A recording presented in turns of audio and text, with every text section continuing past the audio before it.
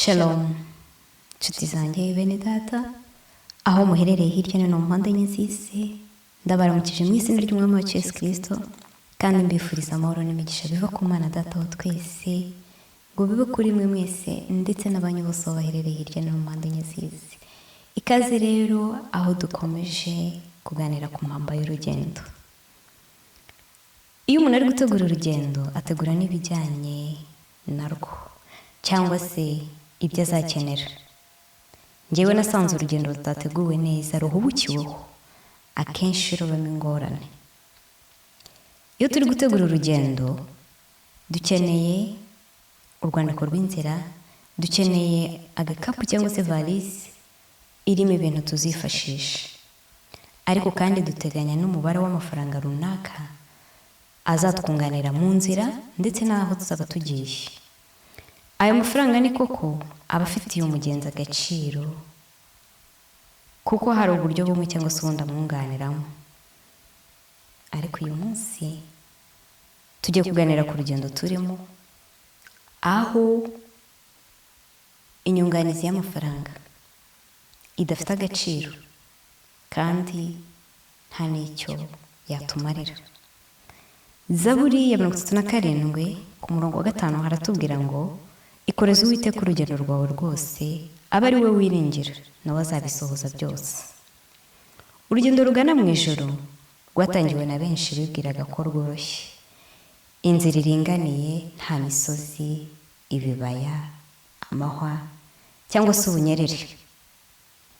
Bibwiraga ko bazasohorayo amahoro. None kubera ko kwibwira kwabo basanze gutandukanye n'ibyo babonye, habayeho gucogora, benshi basubira inyuma. Nshuti zanjye, uyu munsi nifuje kubabwira ngo tugire intego. Iyo ufite intego ntabwo ushobora gutezuka kuri iyo ntego yawe cyangwa se umugambi. Inzira igana mu ijoro si inzira yoroshye nk'uko bamwe babyibwira. Matayo igice cya 7 ku murongo wa 13, Yesu yaratubwiye ngo munyure mu irembo rifunganye kuko irembo ari rigari n'inzira ijyana abantu kurimbuka ari nini kandi abayinyuramo ni benshi. Ku murongo wa 14 aratubwira ngo ariko irembo rifunganye ni inzira ijya mu bugingo iraruhije kandi abayinyuramo ni bake. Mbese ntitwaharanira kuba muri aba bakeya banyura mu irembo rifunganye mu nzira igana mu bugingo. Inzira tugomba kunyuramo mu rugendo rwacu rugana mu ijoro ni inzira igoye, irembo rifunganye kwinjiramo biraruhije kuko itegeko ry'izahabu ritegeka kwiyambura ubwibone bwose no kwikunda. Hariho inzira nini ariko amaherezo yayo ni ukurimbuka. Igihe ushaka kuzamuka kuko ari inzira iterera, ukwiriye kujyana na bake kuko abantu benshi bahitamo inzira imanuka. Hari ibyiciro bitatu nasanze tugendana nabyo by'abantu. Icyiciro cya mbere ni icy'abagenzi beza. Mujya inama kandi mugira intego n'umugambi. Mu nzira iyo unyotewe cyangwa uguye isari, umugenzi mwiza agushakira ibyo kuguhembura. Iyo ucitse intege kandi ucogoye ntabwo agusiga. Iyo mutewe muratabarana. Iyo wihebye kandi ufite ubwoba akubwira amagambo yo kuguhumuriza no kugukomeza. Iyo urushye agufata akaboko akagusindagiza ntabwo agusiga. Uyu mugenzi aragukunda kandi ahora aguhangayikiye. Ibishoboka byose arabikora ngo mwembi muzasohora amahoro. Uwiteka duhe kandi atwoherereza abagenzi beza. Icya kabiri, naje kubona icyiciro cy'abagenzi babi. Ni urucantege, ntimwajya inama, bakoshya gukora ibibi. Urugendo mutangiranye ntimwarusozanya kuko banambuka vuba, ntibagira intego habe n'umugambi. Iyo ucogoye cyangwa se unaniwe, amagambo bakubwira akomeretsa kandi akababaza umutima. Uwiteka turinde aba bagenzi babi.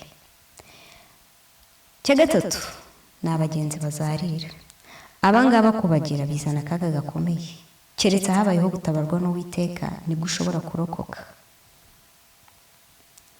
Mu Itangiriro igice cya 19 ku murongo wa 15, mbere y'uko Imana irimbura Sodomu, abamarayika babwiye Loti ndetse bamutera umwete wo guhaguruka akajyana n'umugore we n'abakobwa be bari aho, kugira ngo batarimburirwa mu gihano cy'uwo mudugudu.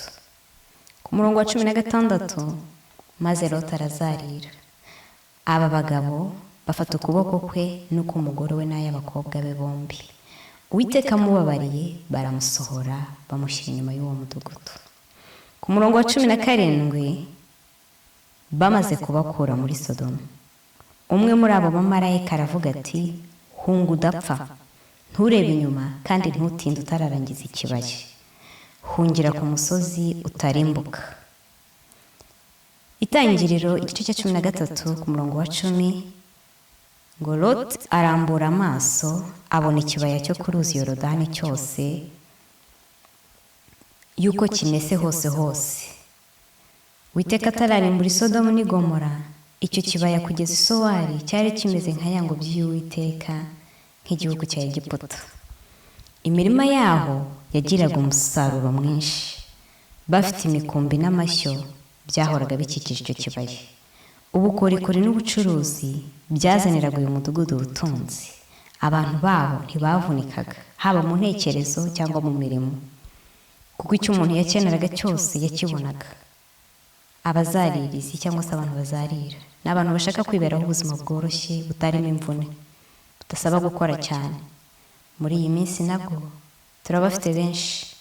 Iyo habaye impamvu yatuma basiga ibyabo, birabakomerera gutera intambwe ituma bikiza ingorane. Loti n'ab'urugo rwe babwiwe ko umudugudu barimo ugiye kurimburwa, ariko kubwo kumenyera ubuzima bworoshye bw'ibinezeza by'isi, bananiwe gusohoka, maze abamarayika babagirira impuhwe barabasohora. Nshuti mwene data unteze amatwi, ubutunzi bw'isi nta gaciro bufite kuko butazadukiza uburakari bw'Uwiteka. None tuve mu bidatunganye uyu munsi, tugorore inzira zacu. Yeremiya igice cya 7 ku murongo wa 3 haravuga ngo, Uwiteka Nyiringabo, Imana ya Isirayeli iravuga iti, nimugorore inzira zanyu n'ingeso zanyu, nanjye nzabaha gutura aha hantu.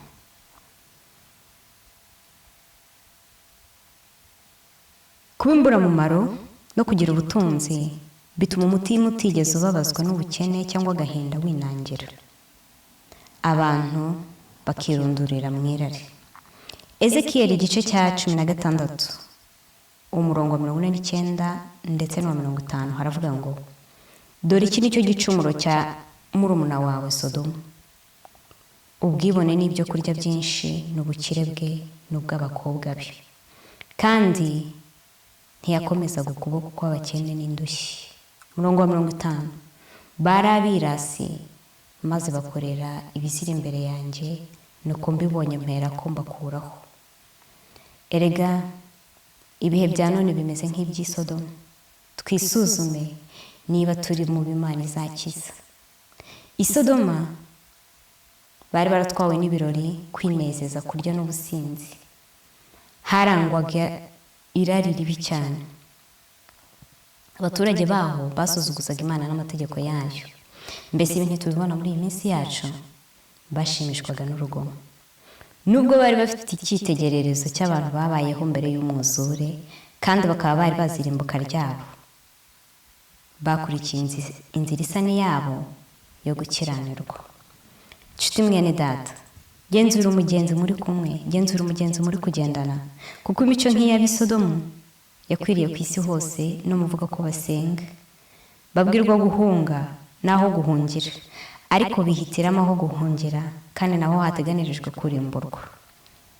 Inzira ijyana abantu ku rupfu, abantu bose bashaka kuyicamo bafite ibyabo byose byo mu isi, kwikanyiza kwabo kose, ubwibone bwabo bwose, ubuhemu no gukiranirwa. Umuntu uri muri iyi nzira ahitamo ibyo ashaka, inyigisho ashaka kumva, inyigisho z'abantu, kandi akora iby'umutima we umutegeka byose. Yeremiya igice cya 17 ku murongo wa 9 haratubwira ngo, umutima w'umuntu urusha ibintu byose gushukana, kandi ufite indwara ntiwizera gukira. umuntu ujya kurimbuka ntagomba gushaka inzira kuko irembo ari rinini n'inzira akaba ari nini. Abantu bari kumenyera bamenyereye kugana mu nzira y'urupfu. Ubutunzi bw'isi nubwo bwaguha umunezero wo ku isi ariko ntibugira umumaro. Igihe abaganga bashobewe, igihe kurimbuka gutunguranye, ntabwo ubutunzi bw'isi bwadukiza, ariko gukiranuka kudukiza urupfu. Uyu munsi Uwiteka ari kutwibutsa ko urugendo rw'umukristo inzira igana mu ijuru itoroshye, kubera ko kugira ngo tuyicemo hari ibyo tugomba gucikaho. Icyaha cyose twanze kureka, twanga gucikaho, ntikizatuma kandi nticyatuma twinjira mu irembo rifunganye, kuko ari inzira nto. Niba dushaka gukomeza kugenda mu nzira y'Uwiteka, dukwiriye kubanza kureka inzira zacu bwite, ubushake bwacu bwite, ingeso mbi n'ibikorwa bibi dukora. Umuntu ukorera Kristo ntakwiye gukurikiza iby'isi cyangwa se gukurikiza urugero rw'ab'isi no gukurikira iby'isi. Inzira yo mu ijuru irafunganye ku bantu bakina imikino ishingiye ku kwikunda, n'imanga n'imikokwe ku bakunda iby'isi. Kwizamuka byabagora, imiruho, kwihangana, ubwitange, ibitutsi, ubukene, kurwanywa n'abanyabyaha, ibyo byose Kristo yabimenyereye uko bingana. Uko niko natwe dukwiriye kubimenyera bikaba umugabane wacu, niba dushaka kuzinjira muri paradizo y'Imana. Ngana ku musozo, mbese waba ufite Bibiliya? Niba utayifite wanyandikira kuri email tukavugana uburyo nayigushyikiriza. Ku bayifite cyangwa se ku muntu uyifite, waba ugira umwanya wo kuyisoma? Erega muri yo hari amagambo y'ubugingo, ni umuyobozi utayobye. Bibiliya ni urumuri rumurika mu mwijima, ni ihumure ku bababaye, abarushye ndetse n'abaremerewe. Ni mutyo tugira igihe cyo kuyisoma, turarike Mwuka Wera kubana natwe no kudusobanurira. Abayobowe n'ijambo ry'Imana ntibazayoba kandi ntabwo bazigera basubira inyuma, ntabwo bazigera bacika intege, kuko imenyekanisha inzira y'ubugingo. Reka dusoze n'isengesho. Uwiteka Imana ya Isirayeli, Imana yacu dukunda tuyahirengeyeho mu ijuru, turagushimiye ku bw'imbabazi zawe, urukundo dukunda, uburinzi bwawe n'ubudahangarwa bidahwema kubana natwe. Icyubahiro n'ikibi cyawe Data. Utubabare ibyo twagukiraniwe, utwezeho imyanda yose, kandi ukimara kutweza uturinde kongera kwivuruguta mu byaha. Ijambo ryawe ritweretse urugendo rw'umukristo ko rugoye, kandi ko inzira itoroshye n'irembo rikaba rifunganye. Data, benshi bararutangiye kuko bibwiraga ko rworoshye, ariko basanze rubasaba kugira ibyo bigomwa, none bacitse intege bisubirira inyuma.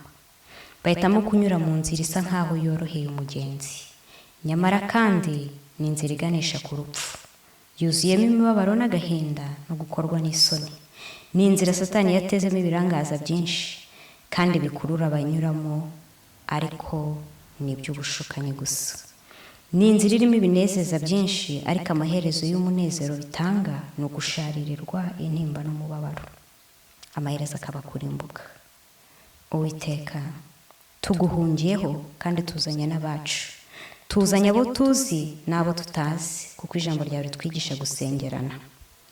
Tubabarire gukiranirwa kwatugaragayeho kose, maze utwezeho ubwibone, kuko kwibona kubanziriza kurimbuka. Utwigishe guca bugufi. Uyu munsi udushoboze kunyura mu irembo rifunganye. Yesu, wihanganiye imiruho, ubukene, ibitutsi, kurenganywa, wihanganira abakurwanyaga, natwe tubasha kubyihanganira byose mu izina ryawe. Tubashishe dutsinde inarijye, ubwibone bwose, kwikunda, gukunda iby'isi, kwisanisha n'ab'isi, maze duharanire gusa nawe, haba mu byo dukora, mu byo tuvuga, kandi tugire wa mutima wari muri wowe Yesu. Wari ucitse intege umwongerera imbaraga. Mubwiriza igice cya 4 umurongo wa 9 kugera ku wa 12 haratubwira ngo ababiri barutumwe kuko babona ibihembo byiza, kuko iyo baguye umwe abyutsa mugenzi we, ariko ugiye wenyine atagira mugenzi we ababonye ishyano. Ngo umuntu naho yanesha umwe ababiri bamunanira, kandi umugozi w'inyabutatu ucika vuba. Kuko ijambo ryawe ritubwiye ko ababiri barutumwe, utwoherereza abagenzi beza, uturinde abagenzi babi n'abazarira batuma tutazagera aho watwiteguriye. Uwiteka, utumurikishirize umucyo mu maso hawe, kandi utuyobore inzira yo gukiranuka izatugeza mu bwami bwera bwo mu ijuru. Mu izina ryawe ryera Yesu Kristo tubisabye, kandi twizeye ko ubiduhereye ubuntu. Urakoze Data. Amen.